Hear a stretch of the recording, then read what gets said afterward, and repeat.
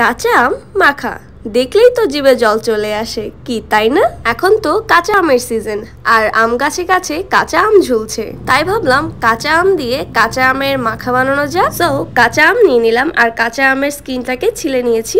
এখন আমটাকে পানি দিয়ে ধুয়ে পাতলা পাতলা করে কেটে কুচি করে নিব।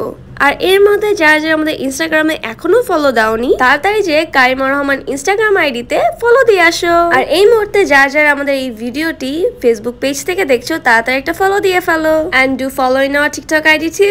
কাঁচা আমগুলোকে কুচি করা হয়ে গেছে। এখন এর মধ্যে দিয়ে দিব স্বাদ মতো লবণ, দেন এর মধ্যে অ্যাড করব কিছুটা চিনি।